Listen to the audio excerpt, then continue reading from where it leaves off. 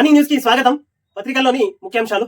అంతకంటే ముందు బీఆర్ఎస్ పార్టీని వీడి పోచారం శ్రీనివాసరెడ్డి కాంగ్రెస్ గూటికి చేరిండు.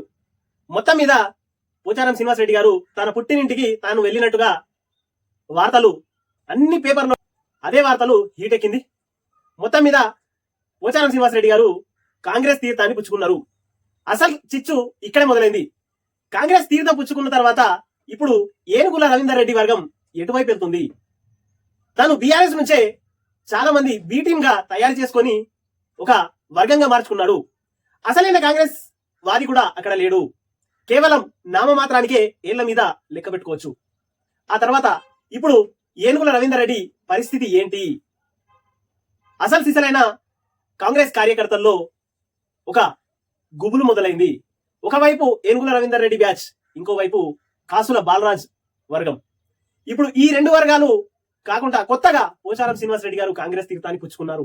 ఇప్పుడు బాన్స్వాడ నియోజకవర్గ రాజకీయం మొత్తం ఒకేసారి గిర్రున తిరిగినట్టుగా బాన్స్వాడ నియోజకవర్గంలో ప్రజలు అయోమయంలో డైలమలో పడ్డారు. మొత్తం మీద పాత కాంగ్రెస్ నాయకులకు ఏమన్నా అవకాశాలు దక్కుతాయా, లేదా అదే పోచారం వర్గాన్ని కంటిన్యూ చేస్తారా అనేది చర్చనీయాంశంగా మారింది. మొత్తం మీద పోచారం శ్రీనివాసరెడ్డి గారి వ్యూహం 100కు 100% ఫలించింది. తన దగ్గర నుంచి కొంతమంది అనుచరులు ఏనుగుల రవీందర్ రెడ్డి దగ్గరికి వెళ్లి పోచారం పైనే ఏకంగా బాణం ఎక్కుపెట్టి ఏమాత్రం మాట్లాడనటువంటి నాయకులు పోచారం దగ్గర ఉన్నప్పుడు రవీందర్ రెడ్డి దగ్గరికి వెళ్లి పోచారం పైనే మాటలు ఎక్కుపెట్టినటువంటి చోటా మోటా లీడర్ల పరిస్థితి ఏమైతుంది?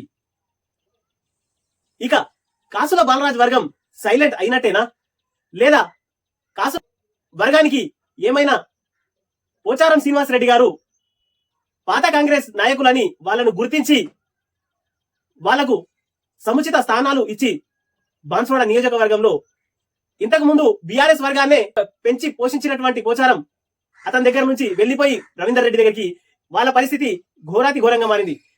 ఇకపోతే పాత కాంగ్రెస్ ఏదైతే ఉందో వాళ్ళని ఇప్పటికైనా పోచారం శ్రీనివాసరెడ్డి గారు వాళ్ళని సముదాయించి తమతో పాటు నడవండి, తమతో పని చేయించుకోండి అంటూ వాళ్ళని బుజ్జగించే అవకాశాలు చేస్తారా? చేస్తే పోచారం శ్రీనివాసరెడ్డి గారికి ఉన్నటువంటి గౌరవం అమాంతంగా పెరిగే అవకాశాలు ఉన్నాయి. ఇంకా దాదాపు 5 నుంచి ఇంకా 10 సంవత్సరాలు తన రాజకీయ సుదీర్ఘ అనుభవం కలిగినటువంటి పోచారం శ్రీనివాసరెడ్డికి గౌరవం ఎక్కువ దక్కుతుందని పాత కార్యకర్తలు గుసగుసలాడుకుంటున్నారు. కాంగ్రెస్ కార్యకర్తలు వీళ్లకు నిన్నే మనం చూసాం. చందూరు జడ్పీటీసీ అంబర్ సింగ్ గారు కూడా మర్యాద పూర్వకంగా వెళ్లి తన అనుచరుల బలగంతో నిన్న కలవడం జరిగింది. ఇలాగే నియోజకవర్గంలో ఉన్నటువంటి ప్రతి మండలం నాయకులను పిలిపించుకొని తమకు తగిన గౌరవం ఇస్తే కాంగ్రెస్ పార్టీకి పెద్ద బలం వచ్చినట్టుగా అనిపిస్తుంది. దాంతో పాటు పోచారం శ్రీనివాసరెడ్డికి కూడా వర్గం పెరగడానికి అవకాశం ఉంటుంది.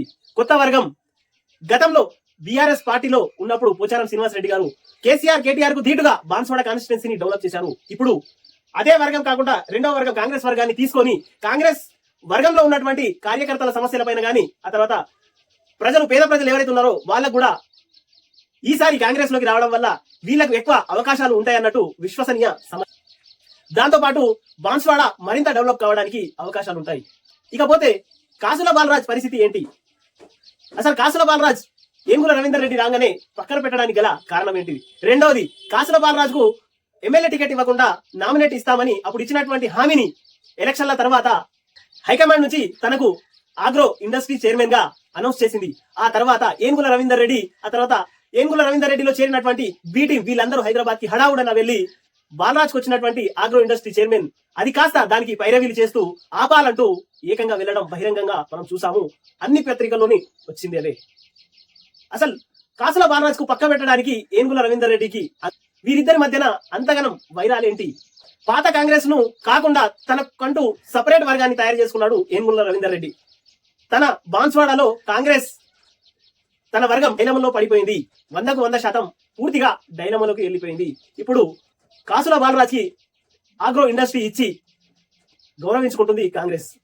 దాంతో పాటు పోచారం రాగానే ఎమ్మెల్యే పోచారం గారిని రేవంత్ రెడ్డి ఆహ్వానించి కాంగ్రెస్ కి మీరు వస్తే మీరు చాలా సీనియర్లు అంటూ పొగడడం 2 రోజుల నుంచి వార్తలు మనం చూస్తూనే ఉన్నాం.